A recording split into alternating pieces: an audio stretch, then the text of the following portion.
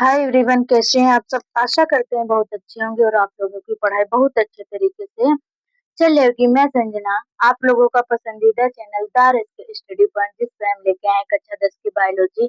Biology का जो तीसरा चैप्टर है वो क्या है, जीव जनन कैसे करते हैं। क्या लिखा है, जीव जनन कैसे करते हैं। हमने आप लोगों को पिछली वीडियो में इस लेसन के बहुत सारे टॉपिक बता दिए थे।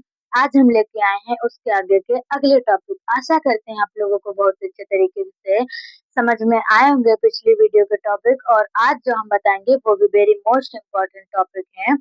आप लोग बहुत ध्यान से पढ़ के जाना। देरी ना करते हुए चलते हैं अपने टॉपिक की ओर। तो हमारे टॉपिक क्या लिखे हैं, लैंगिक जनन। पहला टॉपिक क्या है हमारा, लैंगिक जनन। आज हम आप लोगों को लैंगिक जनन के बारे में बताएंगे। जो पुष्प होते हैं इनमें लैंगिक जनन किस प्रकार होता है और जनन किस प्रकार करते हैं। तो क्या लिखा है, लैंगिक जनन। लैंगिक जनन क्या लिखा है, लैंगिक जनन वह जैविक प्रक्रिया है जिसमें दो भिन्न जनकों नर और मादा की जनन कोशिकाओं युग्मकों के संलयन से एक बार एक नर जीव की उत्पत्ति होती है। लैंगिक जनन और अलैंगिक जनन हमने आप लोगों को पिछली वीडियो में बता दिया था। आज हम आप लोगों को लैंगिक जनन बता रहे हैं। लैंगिक जनन का मतलब होता है, लैंगिक जनन में नए जीव की उत्पत्ति के लिए नर और मादा युग्मकों का संलयन होना जरूरी है। लेकिन इसी का अपोजिट हमारे अलैंगिक जनन में क्या था, अलैंगिक जनन में था केवल एक, या तो नर का होना जरूरी होता है या तो मादा का। वो केवल एक ही व्यक्ति द्वारा अलैंगिक जनन हो जाता है। और जो हमारा लैंगिक जनन है इसमें नर और मादा के संलयन संयुग्मन से ही नए जीव व नए पौधे की क्या होती है, उत्पत्ति होती है। वही लिखा है, लैंगिक जनन वह जैविक प्रक्रिया है जिसमें दो भिन्न नर व मादा युग्मकों के संलयन से एक नए क्या बनते हैं, एक नए जीव की क्या होती है, एक नए जीव की उत्पत्ति होती है। और इसमें निषेचन के पश्चात क्या बनता है, युग्मनज बनता है। इसमें निषेचन के पश्चात युग्मनज बनता है। युग्मनज का मतलब होता है, युग्मनज जो होता है वो हमारे जो पौधा होता है, जो भ्रूण होता है, जो नर व मादा युग्मक के संलयन से दूसरा जीव बनता है, युग्मनज ही उसका पहला नाम होता है। युग्मनज बनता है, फिर जाइगोट बनता है। उसके बाद वो एक पूर्ण रूप से जीव का निर्माण करता है, जिसे हम लोग क्या कहते हैं, जिसे हम लोग लैंगिक जनन कहते हैं। इसे क्या कहते हैं, लैंगिक जनन, लैंगिक जनन कहते हैं। क्या कहते हैं, जिसे हम लोग लैंगिक जनन कहते हैं। ये वेरी मोस्ट इम्पोर्टेंट टॉपिक है और इस लेसन से हर साल बहुत सारे टॉपिक पूछे जाते हैं। आप लोग बहुत ध्यान से पढ़ते रहिए, हो सकता है यही टॉपिक आ जाए। और आप लोगों ने अगर जो ध्यान से नहीं पढ़ा है तो कैसे याद होगा। तो वही लिखा है, लैंगिक जनन कहते हैं। आगे क्या लिखा है, लैंगिक जनन को निम्नलिखित 4 भागों में बांटा जा सकता है। लैंगिक जनन को कितने भागों में बांटा जा सकता है, 4 भागों में बांटा जा सकता है। 4 भाग वो कौन कौन से हैं, पहला है युग्मक जनन, दूसरा है परागण, तीसरा है निषेचन और चौथा है बीज व फल का निर्माण। जैसे कि पहला क्या है हमारा, युग्मक जनन। युग्मक जनन का मतलब क्या होता है, युग्मक जनन को भी हम विस्तार से आप लोगों को बताएंगे। आगे क्या लिखा है, युग्मक जनन जो है हमारा, वो भी कितने प्रकार का होता है, 2 प्रकार का होता है। युग्मक जनन हमारा कितने प्रकार का होता है, जिसमें कौन कौन से जनन होते हैं, नर युग्मक जनन होता है और मादा युग्मक जनन होता है।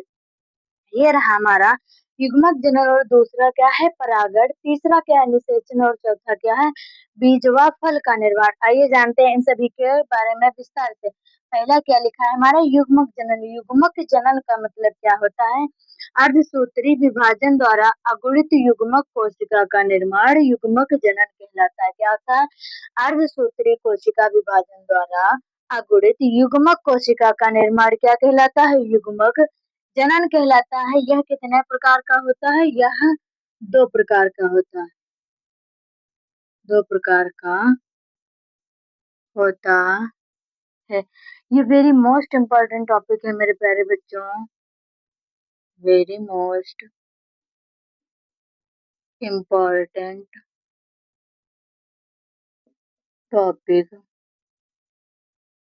सन 2027 यूपी बोर्ड के लिए। क्या है ये वेरी मोस्ट इम्पोर्टेंट टॉपिक है। मेरे सभी बच्चे बहुत ध्यान से पढ़ेंगे। क्या लिखा है, ये रहा हमारा युग्मक जनन। युग्मक जनन का मतलब हम एक बार फिर से बता दे रहे हैं। अर्धसूत्री कोशिका विभाजन द्वारा अगुणित युग्मकों का निर्माण क्या कहलाता है। अगुणित का मतलब होता है अनगिनत। अगुणित जो हमारा शब्द लिखा है इसका मतलब क्या होता है, अनगिनत। अनगिनत और अगुणित का अर्थ होता है अनंत। अगुणित का मतलब जिसकी हम गणना ना की जाए, जिसकी हम गणना ना कर सके, जिसे हम लोग क्या कहते हैं, अगुणित कहते हैं।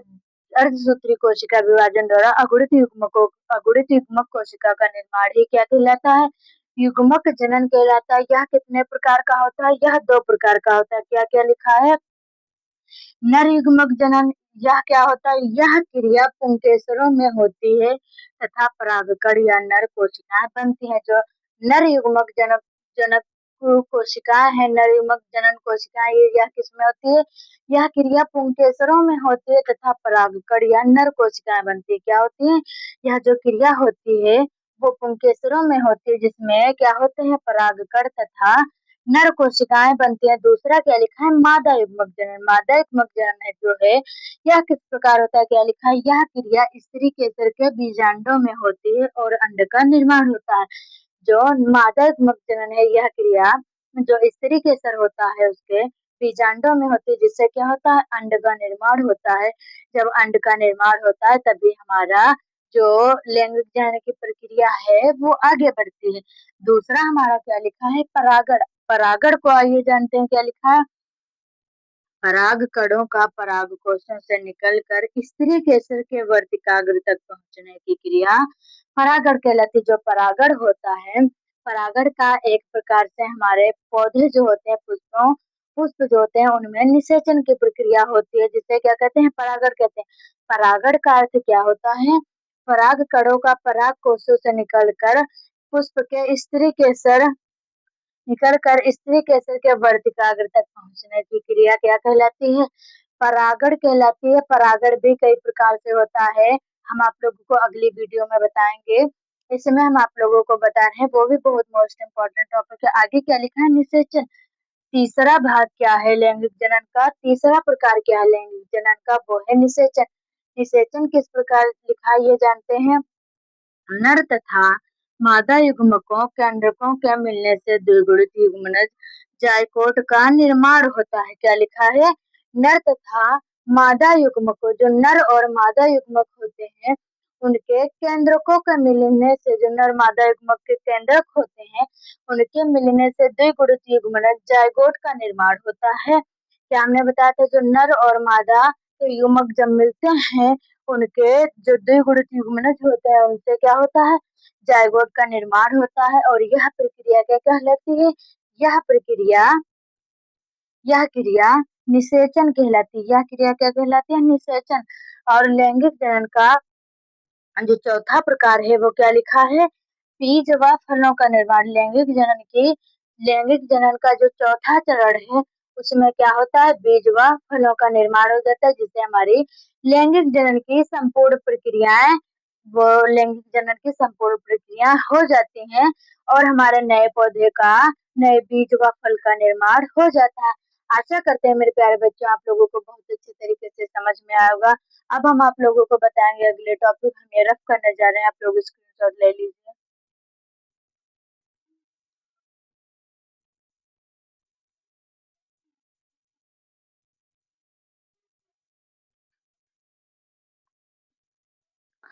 मेरे प्यारे बच्चों अगला टॉपिक क्या है, हमारा अगला टॉपिक है पुष्पी पौधों में लैंगिक जनन व आवृत बीजी पुष्प की संरचना। अब हम आप लोगों को बताएंगे जो पुष्पी पौधे होते हैं उनमें लैंगिक जनन जो है यह किस प्रकार होता है, कितने चरणों में होता है। तो आइए जानते हैं क्या लिखा है। ये वेरी मोस्ट इम्पोर्टेंट टॉपिक है मेरे प्यारे बच्चों, बहुत ध्यान से समझना, ये हर बार परीक्षा में पूछा जाता है। मेरे सभी छोटे बड़े भाई बहन बहुत ध्यान से समझेंगे। सन 2027 के लिए यूपी बोर्ड जो है बहुत इम्पोर्टेंट है, आप लोग बहुत ध्यान से समझना। पहले तो हम आप लोगों को इसके नाम लिख के समझा दे रहे हैं। ये क्या है हमारा? ये हमारा है पुष्पासन। क्या है? पुष्पासन, जिसे क्या कहते हैं? और ये रहा हमारा, ये हमारे क्या है? ये हमारे हैं अंडार। अंडार, ये क्या है? हमारे अंडार हैं। और क्या है हमारे? ये जो है हमारे, ये बाह्यदल या बाह्यदल पुंज। बाह्यदल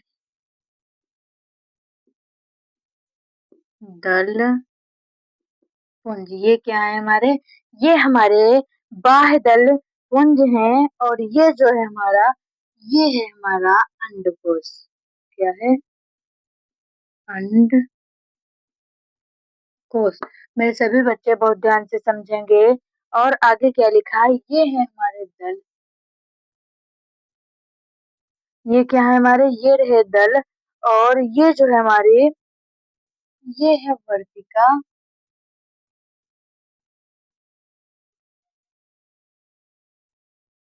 और ये रहा वर्तिकाग्र।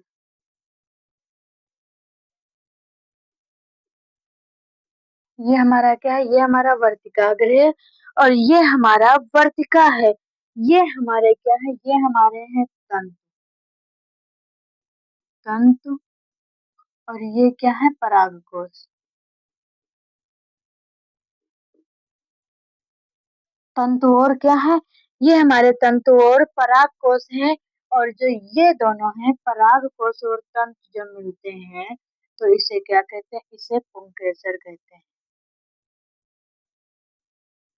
पुंकेसर, इसे क्या कहते हैं? इसे पुंकेसर कहते हैं। और अंडाशय, अंडाशय जो है हमारा, ये रहा हमारा अंडाशय। अंडाशय,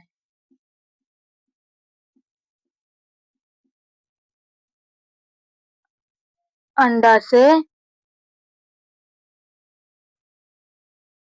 अंडाशय और वर्तिकाग्र जब मिलते हैं तो क्या बनते हैं? जायांग बनते हैं। जायांग, जिसे क्या कहते हैं? स्त्री केसर। जिसे क्या कहते हैं मेरे प्यारे बच्चों? जायांग को स्त्री केसर भी कहते हैं। अब आइए जानते हैं क्या लिखा है। पुष्प की संरचना, ये रही हमारी आवृत बीजी पुष्प की संरचना। इसके बारे में थोड़ा सा बता देंगे। ये जो है हमारे, ये पुष्पासन, जिसे किसी पुष्प का डंठल होता है। और ये हमारे हैं अंडकोश।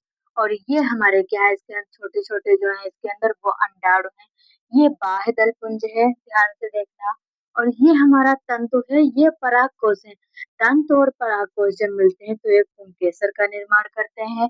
ये हमारे दल हैं जो कीटों को अपनी ओर आकर्षित करने का कार्य करते हैं।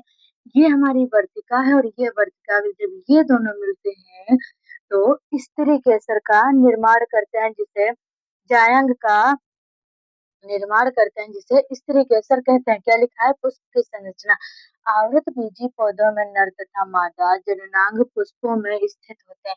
जो आवृत बीजी पौधा है, इसमें नर और मादा जो जननांग है, ये नर है और ये मादा है। इसके जो दो जननांग है वो पुष्प में ही स्थित होते हैं।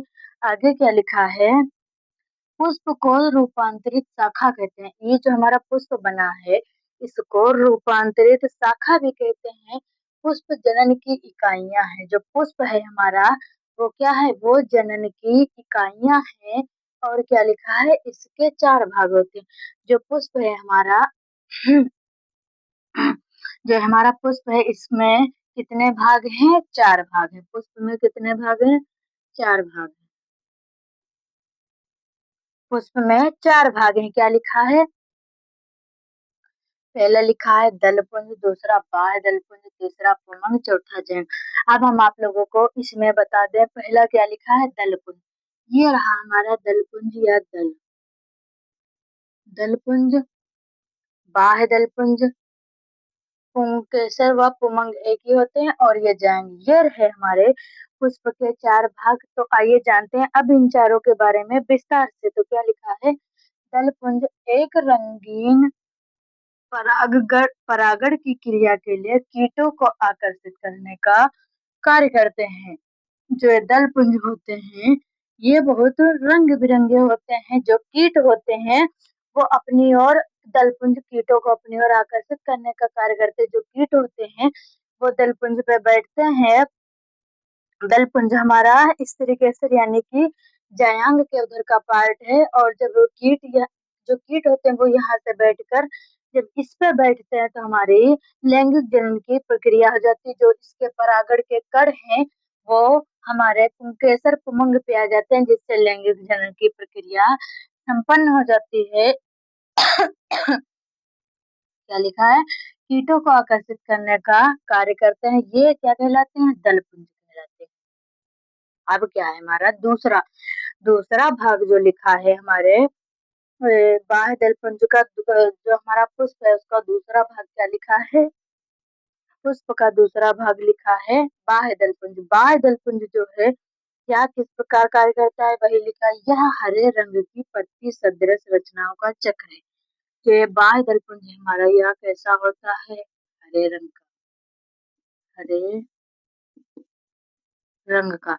पत्ती तो आप लोग जानते ही होंगे वो हरे रंग की होती है, वही लिखा है। यह हरे रंग की पत्ती सदृश रचनाओं का चक्र यह पुष्प के भीतरी चक्रों की रक्षा करते हैं। जो पुष्प के भीतरी चक्र होते हैं उनकी रक्षा करते हैं, जिसे क्या कहते हैं? जिसे बाह्य दल पुंज कहते हैं। मेरे प्यारे भाइयों और बहनों, आप लोग अगर ऐसे ही मेरे चैनल को सपोर्ट करते रहेंगे तो हम अभी इस बोर्ड पे पढ़ा रहे हैं, ऐसे ही सपोर्ट करते रहेंगे तो हम बहुत जल्द ही डिजिटल बोर्ड ले लेंगे और आप लोगों को और भी अच्छे तरीके से समझ में आएगा। तो मेरे चैनल का इसके स्टडी पॉइंट को मेरे सभी बच्चे सपोर्ट करें व धीरे धीरे हमें आगे बढ़ाएं। क्या कहते हैं? जिसे बाह्य दल पुंज कहते हैं। आगे क्या लिखा है? पुमंग या एंड्रोइसियम नर जनन अंग। जो पुमंग है, नर जनन अंग है पुमंग, जिसे पुंकेसर भी कहते हैं। पुमंग जिसे क्या कहते हैं? पुंकेसर भी कहते हैं। आइए जानते हैं क्या लिखा। पुमंग की प्रत्येक इकाई को पुंकेसर कहते हैं। वही ये हमारा यहाँ पे पुंकेसर लिखा था। जो पुमंग है हमारा उसकी प्रत्येक इकाई को पुंकेसर कहते हैं। पुंकेसर का अगला फूला हुआ भाग परागकोश। जो पुंकेसर है उसका अगला फूला हुआ भाग परागकोश होता है। पुंकेसर का अगला फूला हुआ भाग क्या होता है? ये जो अगला फूला हुआ भाग है ये क्या होता है? पुंकेसर होता है। आगे क्या लिखा है? परागकोश या एंथर के अंदर परागकोश जो होते हैं वो एंथर के अंदर नर युग्मक या परागकण होते हैं। ये हमारा जो ये एंथर है इसके अंदर क्या होते हैं? नर युग्मक या परागण होते हैं। परागकण में एक सूत्री नर केंद्रक होता है जिसे पुमंग कहते हैं। जो परागकण है हमारा इसमें एक सूत्री क्या होता है? नर केंद्रक होता है, जिसे हम लोग क्या कहते हैं मेरे प्यारे बच्चों? पुमंग कहते हैं। ये वेरी मोस्ट इम्पोर्टेंट टॉपिक है, आप लोग बहुत ध्यान से समझना। आशा करते हैं आप लोगों को बहुत अच्छे तरीके से समझ में आएगा। वही लिखा है इस तरीके। अगला हमारा भाग क्या है? पुष्प की संरचना का जो पुष्प है उसका चौथा भाग क्या है? जायांग या स्त्री केसर गाइनोइशियम मादा जननांग। अब हम आप लोगों को स्त्री केसर के बारे में बताएंगे। क्या लिखा है? जैंग की प्रत्येक इकाई को अंडप या कार्पिल कहते हैं। क्या लिखेंगे? जायांग की जायांग की प्रत्येक इकाई को अंडप या कार्पिल कहते हैं। जो जयांग है हमारा, जो ये हमारा जयांग है, इसकी प्रत्येक इकाई को अंडप या कार्पिल कहते हैं। वह कार्पिल एक निचला फूला हुआ भाग अंडाशय। कार्पिल एक कार्पिल एक निचला फूला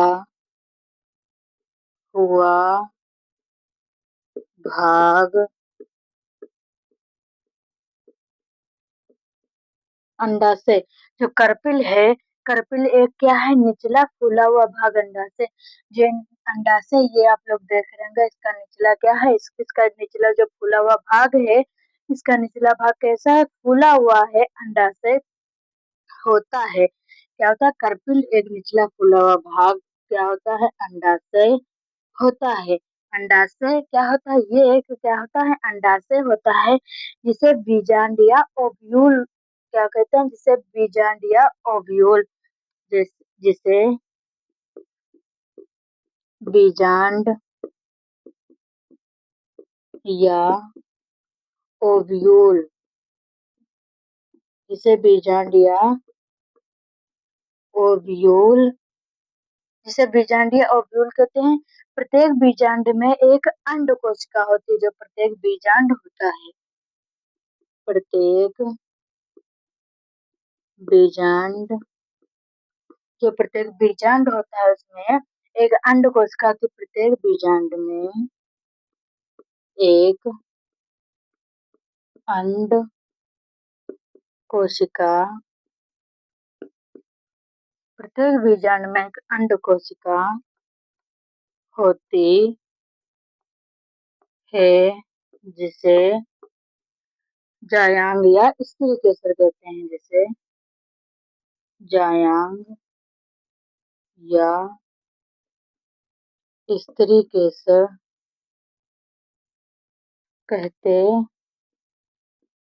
क्या कहते हैं, जिसे जायांग या स्त्री केसर कहते हैं। ये एक बार फिर से रिपीट कर देते हैं, क्या लिखा है, जायांग की प्रत्येक इकाई को अंडक या करपिल कहते हैं। करपिल एक निचला फूला हुआ भाग अंडा से होता है, जिसे बीजांड या ओव्यूल कहते हैं। प्रत्येक बीजांड में एक अंड कोशिका होती है, जिसे क्या कहते हैं, जायांग या स्त्री केसर है। तो थैंक यू मेरे प्यारे बच्चों।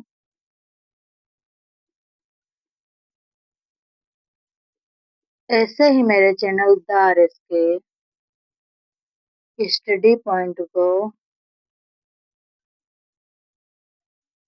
इसके स्टडी पॉइंट को सपोर्ट करते रहिए। हम आप लोगों को बहुत अच्छे से अच्छा तरीका व बहुत शॉर्ट ट्रिक से पढ़ाने की कोशिश करेंगे। तो तब तक के लिए नमस्कार, प्रणाम, राधे राधे। मिलते हैं आप लोगों को अगली वीडियो में अगले टॉपिक के साथ।